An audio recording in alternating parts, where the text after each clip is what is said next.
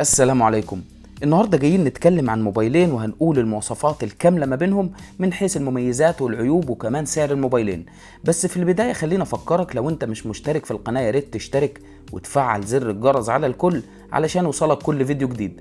وفي البداية حابب أشكر أغلب المتابعين عندي اللي بيكتبوا لي تعليق بالإيجابي علشان استمر في نشر المزيد من الفيديوهات. شكرا لكم. نتكلم الأول من حيث التصميم للموبايلين، وهنبدأ بموبايل السامسونج جالاكسي ال A72. فعلا هنا موبايل السامسونج جالاكسي ال A72 تصميمه بيكون متميز وفريد جدا، وبتحس ان انت ماسك جهاز من الأجهزة الفلاج شيب، وده بيرجع للتصميم الرائع جدا. هيكون زي أغلب تصميم موبايل النوت 20 الترا أو موبايلات ال S21.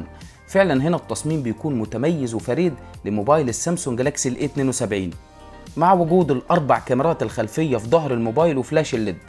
هنا وزن الموبايل بيكون تقيل شوية معاك أثناء الاستخدام، وده بيرجع ان وزن الموبايل بيكون 203 جرام مع سمك ونحافة الموبايل اللي بتوصل ل 8.4 مللي. كمان الموبايل هنا بيجي بشهادة الاي بي 67 اللي بيكون مقاوم للمياه والغبار. هنا الموبايل بتقدر توصل بيه لعمق متر تحت المية ولمدة نص ساعة، ولكن هيكون في المياه العذبة فقط مش المياه المالحة. كمان بيجي بخاصية ال NFC التقارب التلامسي مع دعم شبكات الاتصال من الجيل الثاني والثالث والرابع. هنا الموبايل مش بيدعم شبكات الاتصال من الجيل الخامس، ودي طبعا هتكون حاجة مش مهمة بالنسبة لأغلب الناس، لأن شبكة الجيل الخامس ما تمش الإعلان عنها في أغلب الدول العربية. الموبايل بيدعم تركيب شريحتين اتصال من نوع نانو، ومش بيدعم تركيب كارت ميموري زيادة مساحة تخزين في نفس الوقت. ممكن تستغنى عن شريحة اتصال واحدة وتركب بدلها كارت ميموري زيادة مساحة تخزين. الموبايل بيجي بدول سبيكر مع صوت ستيريو، وده اللي هيديك تجربة صوتية ممتازة جدا أثناء مشاهدة الفيديوهات أو استخدام الألعاب. ده كان من حيث التصميم لموبايل السامسونج جالاكسي ال A72. هنتكلم دلوقتي من حيث التصميم لموبايل السامسونج جالاكسي ال A52s. خلينا أقولك إن التصميم لل A52s بيكون نفس تصميم موبايل السامسونج ال A52 النسخة العادية، وده اللي مش هتلاحظ فيه أي اختلاف من حيث التصميم نهائيا.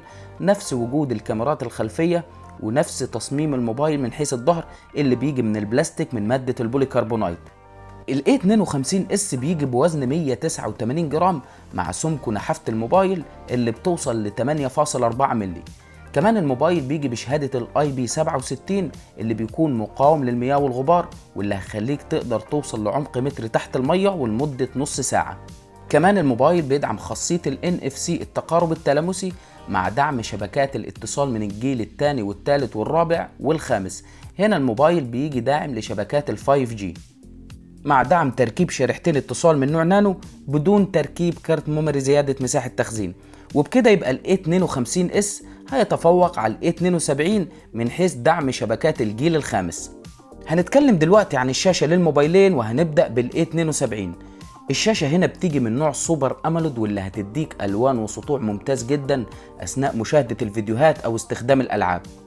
كمان الشاشة بتيجي بحجم 6.7 بوصة بجودة فول اتش دي بلس. فعلا هنا حجم الشاشة هيخليك تقدر تشوف فيديوهات بشكل أوضح وتقدر تستخدم الألعاب بشكل أكبر. فعلا هنا الشاشة لل A72 بتكون ممتازة جدا مع حجم البكسلات اللي بيوصل معاك ل 393 بكسل لكل بوصة.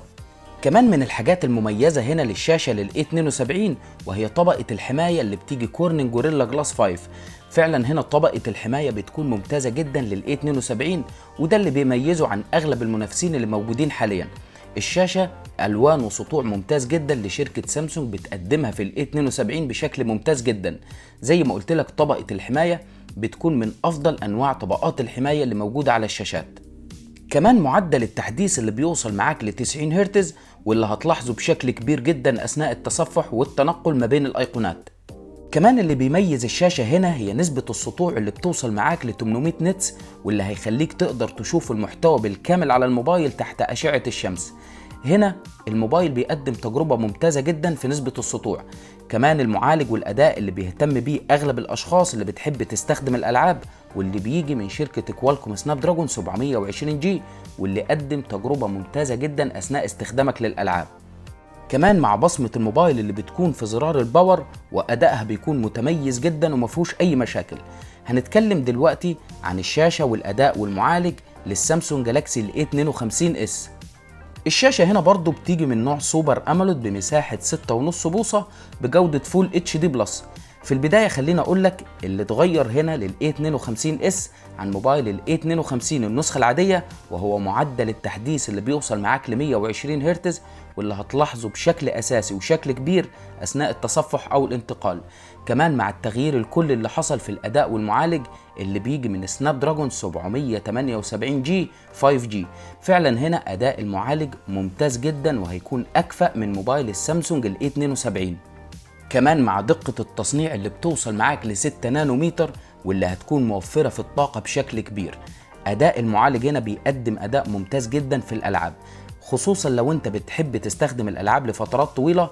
هيكون موبايل ال A52s أكفأ موبايل تقدر تستخدم عليه الألعاب بكل سهولة. أما من حيث الكاميرات للموبايلين، موبايل ال A72 بيجي ب4 كاميرات خلفية، والأساسية اللي بتكون بدقة 64 ميجا بكسل. فعلا هنا أداء الكاميرا ال 64 ميجا بكسل بيكون ممتاز جدا، سواء في الإضاءة العالية أو الإضاءة القليلة، مع ال OIS المثبت البصري اللي هتلاحظه أثناء تصوير الفيديوهات.